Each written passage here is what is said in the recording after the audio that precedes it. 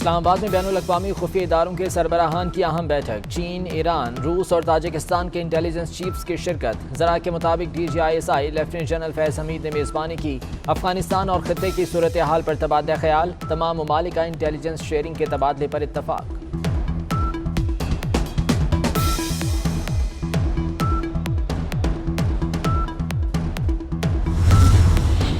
पंजाब की सियासत में हलचल। सीनियर वजीर अब्दुल अलीम खान का ओहदा छोड़ने का फैसला। ज़ाती मसरूफियात की वजह से अगस्त में वज़ीर आज़म से मुलाकात के दौरान इस्तीफा दिया था।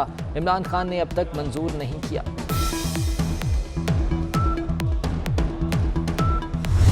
इलेक्शन कमीशन का बुनियादी काम यह है कि वह गैर सियासी हैसियत बहाल रखे।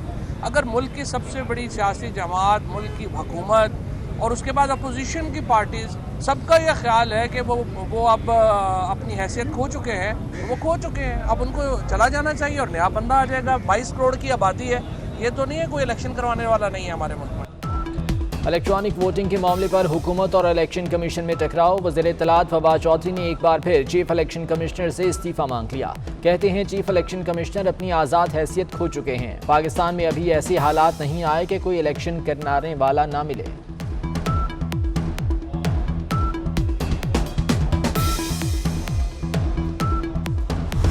इलेक्शन कमीशन से उसके आईनी जिम्मेदारियों को छीनकर वजीर आजम हाउस को दे दिया जाए। इस वक्त वजीर आजम हाउस धांधली का हेडक्वार्टर है। इस वक्त वजीर आजम हाउस आटा, चीनी, बिजली, गैस, दवाई चोरी का हेडक्वार्टर है। जो धमकी देते हैं कि हम इजलास बुलाएंगे, हम बुलडोज कराएंगे और हम फिर पास करा लेंगे जॉइंट कमीशन में। ये पाकिस्तान है। आपके वालिद साहब की जागीर नहीं है कि आप जो चाहेंगे वो होगा।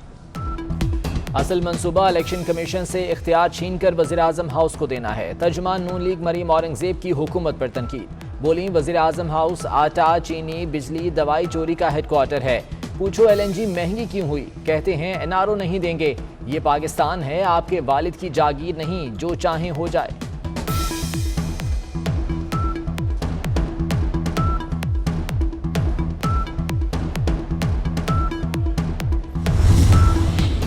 लेजेंड उमर शरीफ की तबीयत नासाज। कराची के आगा खान अस्पताल में ज़ेर इलाज। गवर्नर सिंध इमरान इस्माइल और फवाद चौधरी ने उमर शरीफ की आयादत की।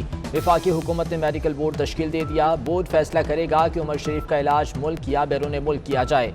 एडमिनिस्ट्रेटर कराची मुर्तज़ा वहाब की भी हर मुमकिन ताउन की यकीन दहानी।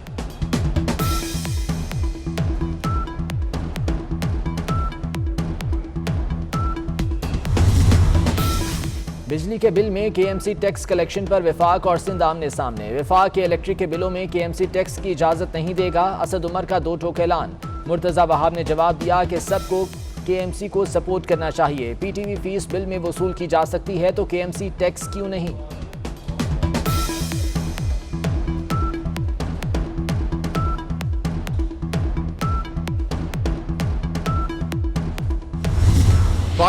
स्टेशंस, बस स्टेशंस होंगे, BRT के स्टेशंस होंगे जहां से मुसाफिर चढ़ेंगे और उतरेंगे बसों के ऊपर। कल की जो वो शिप है जिसके ऊपर पहली 40 बसें आ रही हैं, वो मलाक्का स्टेट जो है सिंगापुर और मलेशिया के दरमियान वहां से गुजर रही थी। और उम्मीद ये है कि अगले वीकेंड तक, अगले हफ्ते इतवार तक ये बसें, पहला लॉट जो है 40 बसों का, ये कराची पहुंच जाएगा इंशाल्लाह ताला। असद उमर की कराची में वादों और तारीखों भरी प्रेस कॉन्फ्रेंस। ग्रीन लाइन बसें नवंबर में चलाने का ऐलान। कहा 22 स्टेशन तैयार हैं, एक हफ्ते में बसें भी आ जाएंगी। K4 मंसूबा अक्टूबर 2023 तक मुकम्मल करने का दावा। शहर में 55 किलोमीटर सड़कें वफाक बनाएगा। हैदराबाद सखर मोटरवे की मंजूरी का भी वादा।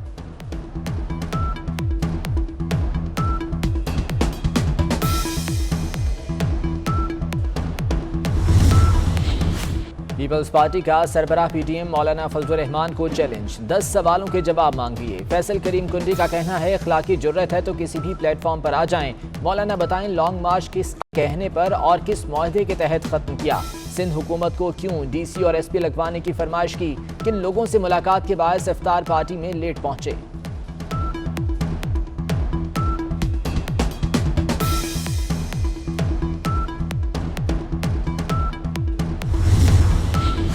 यूटिलिटी स्टोर्स पर महंगाई का रेला। अशिया खुरनोश की कीमतें मजीद बढ़ गईं। घी की कीमतों में 96 रुपये फी किलो तक इजाफा। कुकिंग ऑयल भी 97 रुपये फी लीटर तक महंगा। साबुन, काली मिर्च, face cream, custard, T whitener समेत मुतादिद अशिया की कीमतों में भी इजाफा।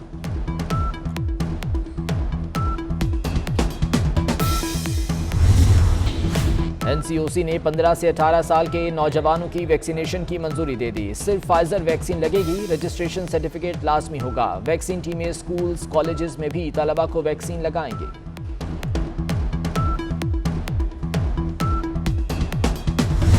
Resentment and violence against Muslim Americans, true and faithful followers of a peaceful religion. 9/11 के बाद मुसलमानों के खिलाफ नफरत और तशद्दुद में इजाफा हुआ। अमरीकी सदर जो बाइडन का एतराफ। कहा मुसलमान पुरअमन मजहब के सच्चे पैरोकार हैं। 9/11 इंक्वायरी कमीशन के सरबराह का कहना है कि हमलों में सऊदी अरब के मुलविस होने का कोई सबूत नहीं मिला। ईरान के मुलविस होने की मजीद मालूमात मिली हैं।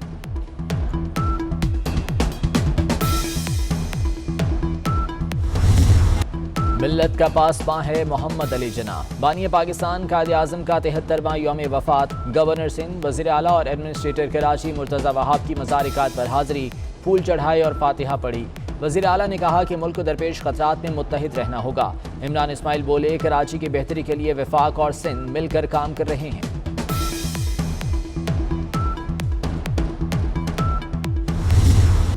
भारतीय दारुल हुकूमत नई दिल्ली में भी तूफानी बारिशें। 46 साला रिकॉर्ड टूट गया। सड़कें और शाहराहें नदी नालों में तब्दील। नशेबी इलाके ज़ेर-ए-आब। दिल्ली एयरपोर्ट भी स्विमिंग पूल का मंजर पेश करने लगा। महकमे मौसमियात की मजीद बारिशों की पेशगोई।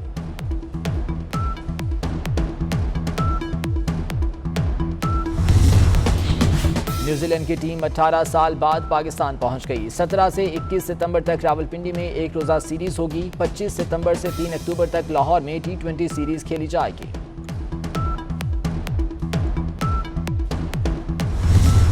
कैलिफोर्निया में कोरोना का खौफ कम होते ही हैलोवीन हॉरर नाइट्स का खौफ लौट आया। हॉलीवुड के यूनिवर्सल स्टूडियोज में एक बार फिर भूतों ने डेरे डाल लिए।